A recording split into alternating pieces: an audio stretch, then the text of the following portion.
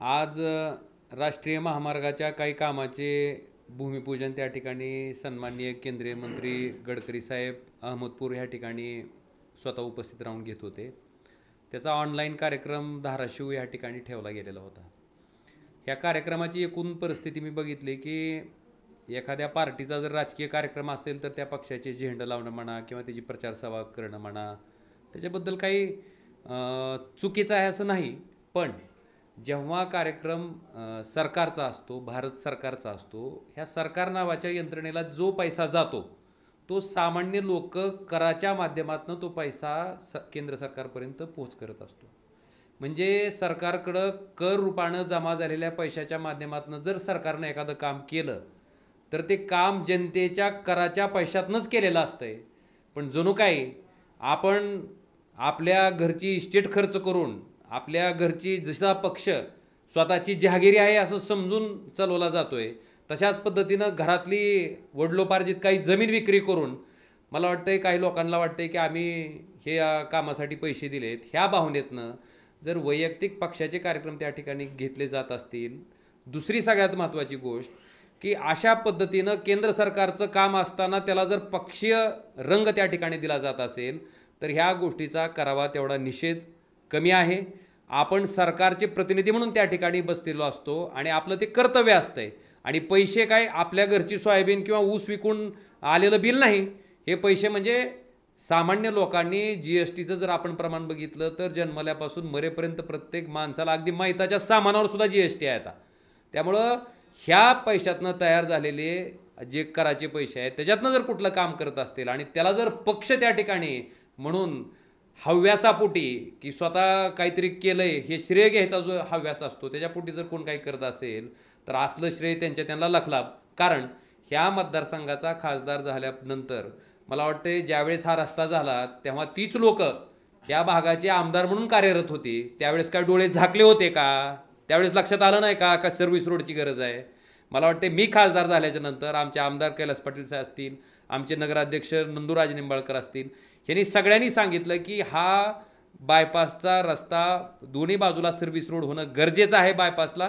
त्याच्यानंतर दिशा समितीची बैठक असेल, राष्ट्रीय महामार्गाची बैठक असेल, सन्माननीय केंद्रीय मंत्री गडकरी साहेबांना भेटून ती कामं करणं असेल, ह्याच्या बाबतीत एक आडवी रेग वाढलेली सुद्धा माझ्या माहितीप्रमाणे पुढच्या लोकांकडे नसेल। पण श्रेय घ्यायला मात्र पुढे यायचं आणि दुसऱ्यानं केलेल्या कामाचं स्वतः श्रेय घ्यायचा जो प्रकार आहे तो केबिलवाना आहे। आणि आपण जे म्हणताय की त्या कार्यक्रमात माझी खुर्ची काढून टिकली, ठीक आहे, इथली खुर्ची काढून घेता येईल, पण जनतेच्या मनातलं जे माझं स्थान आहे मला वाटतं ते कोण माझ्यापासून हिरावून घेऊ शकत नाही। आणि सर्वसामान्य लोक ह्याला योग्य अशा पद्धतीनं योग्य असं उत्तर जेव्हा त्यांना व्यक्त व्हायची संधी, जी की भारतीय लोकशाहीप्रमाणे डॉक्टर बाबासाहेब आंबेडकरांनी जो संविधानाच्या माध्यमातून प्रत्येकाला मताचा अधिकार दिलाय त्याच्या माध्यमातून निश्चित लोक ह्याचा हिशोब करतील। हो, जर तुम्ही शासकीय कार्यक्रम एखाद्या पक्षाचा कार्यक्रम असल्याप्रमाणे जर झेंडे लावून त्या ठिकाणी घेणार असाल तर मला वाटतं त्याचा निषेधच केला पाहिजे आणि तुम्ही केला। ज्या पद्धतीनं पावसाळ्यात कुत्र्याच्या छत्र्या उगवतात त्याच पद्धतीनं निवडणूक आली की इच्छुकाच्या छत्र्या त्या ठिकाणी उगवायला सुरुवात झाली आहे। आणि सुरुवात झाली याच्यानंतर लोकसभेसाठी इच्छुक असलेल्या लोकांमध्ये कशी कुत्तरवोड कार्यक्रमाचं श्रेय किंवा कामाचं श्रेय घेण्यासाठी होतंय, मला वाटतं ह्याचं एक मूर्तिमंत उदाहरण म्हटलं तर आजचा ऑनलाईन पद्धतीनं ठेवलेला धाराशिवचा कार्यक्रम म्हटलं तर काही वावगं ठरणार नाही। आणि त्या कार्यक्रमामध्ये खरंच ह्या प्रश्नाच्या संदर्भात ज्यावेळेस ते आमदार होते त्यावेळेस हा रस्ता झाला, त्यावेळेस ह्या बायपासला सर्व्हिस रोड करायचं का नाही त्यावेळेस कुठं अक्कल शेण खायला गेली होती?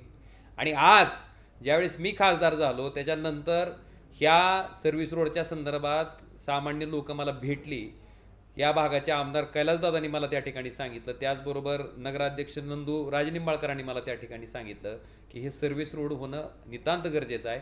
त्याच्यानंतर याचा पाठपुरावा मी स्वतः त्या ठिकाणी दिशा समितीमध्ये हा विषय कित्येक वेळेस घेऊन राष्ट्रीय महामार्गाची ज्यावेळेस बैठक असेल त्यावेळेस गडकरी साहेबांना पत्र देऊन हे सर्व्हिस रोड होणं गरजेचं आहे ह्या संदर्भात पाठपुरावा करून हे काम मंजूर करून आणलं होतं आणि ते काम त्या ठिकाणी होणार होतं। त्याच पद्धतीनं टेंभुर्णीपासून ते लातूरपर्यंत जो रस्ता आहे की कित्येक वर्षापासून हा मराठवाड्याचा प्रवेशद्वार म्हणून ओळखला जातो, ते काम होत असताना सुद्धा त्या ठिकाणी चौपदरीकरणाचा DPR बनवणं चालू आहे. त्याच्यासाठी सुद्धा मी स्वतः पाठपुरावा केलेला आहे. त्याचबरोबर येडशीपासून कुसळमपासून ते येडशीपर्यंत आणि येडशीपासून ते रामेगाव पाटीपर्यंत हा जो रस्ता 10 मीटरचा होणार आहे. मला वाटतं ह्या कामासाठी ॲक्च्युअल मेहनत कुणी घेतली आणि त्याचं श्रेय कोण घेतंय आणि त्याच्याहून मोठी कमालीची गोष्ट अशी की कार्यक्रम शासकीय आहे, केंद्र सरकारचा आहे. केंद्र सरकारकडं सामान्य लोकांच्या कराच्या माध्यमातून सामान्य लोक जो कर भरतात त्याच्या माध्यमातून केंद्र सरकार सामान्य लोकांसाठी ही कामं करत असते. मला वाटतं जणू की आपल्या बापजातीची इस्टेट विकून आपण ही काम करतोय असा आविर्भाव आणून त्या ठिकाणी ह्या शासकीय कार्यक्रमाला पक्षाचा रंग जो त्या ठिकाणी देण्यात आला त्याचा मी तीव्र शब्दात निषेध करतो. आणि मला वाटतं सर्वसामान्य माणसानं सुद्धा त्या कार्यक्रमाचा त्याच पद्धतीनं निषेध त्या ठिकाणी केलेला आहे. कारण त्या कार्यक्रमाला जी गर्दी झाली, ज्याच्यात प्रचंड चेंगराचेंगरी झालेले फुटेज आता आपण बघितलेच असतील. याच्यावरनं काम करणारं कोण आहे आणि कामाचं नाटक करणारं कोण आहे, मला वाटतं हे त्या ठिकाणी सिद्ध होतंय. आणि आपण मला म्हणताय की माझी खुर्ची, मला वाटतं अशा कितीही खुर्च्या कोणी काढून घ्यायचा प्रयत्न केला तर त्याच्याबद्दल मला काय वाटायचं कारण नाही. पण जनतेच्या मनात जे माझं स्थान आहे, मला वाटतं ते कोण असे आयरेगरे काढून घेऊ शकणार नाहीत. निश्चित जर शासकीय कार्यक्रम, शासनाचा कार्यक्रम, केंद्र सरकारचा कार्यक्रम जर त्या ठिकाणी पक्षीय रंग देऊन पक्षाचे झेंडे लावून जणू की आपल्या बापजादेची इस्टेट विकून आपण कार्यक्रम करतोय असं जर केलं जात असेल तर त्याचा निषेधच केला पाहिजे.